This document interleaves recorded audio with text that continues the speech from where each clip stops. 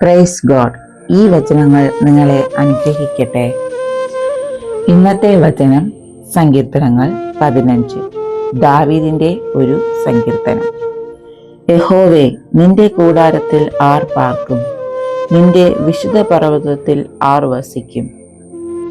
നിഷ്കളങ്കനായി നടന്ന് നീതി പ്രവർത്തിക്കുകയും ഹൃദയപൂർവം സത്യം സംസാരിക്കുകയും ചെയ്യുന്നവൻ, നാവുകൊണ്ട് കുരള പറയാതെയും തൻ്റെ കൂട്ടുകാരനോട് ദോഷം ചെയ്യാതെയും കൂട്ടുകാരന് അപമാനം വരുത്താതെയും ഇരിക്കുന്നവൻ, വഷളനെ നിന്ദ്യനായി എണ്ണുകയും യഹോവാഭക്തന്മാരെ ബഹുമാനിക്കുകയും ചെയ്യുന്നവൻ, സത്യം ചെയ്തിട്ട് ഛേദം വന്നാലും മാറാത്തവൻ, തൻ്റെ ദ്രവ്യം പലിശയ്ക്ക് കൊടുക്കാതെയും കുറ്റമില്ലാത്തവന് വിരോധമായി കൈക്കൂലി വാങ്ങാതെയും ഇരിക്കുന്നവൻ. ഇങ്ങനെ ചെയ്യുന്നവൻ ഒരു നാളും കുലുങ്ങിപ്പോകയില്ല. ആമേൻ.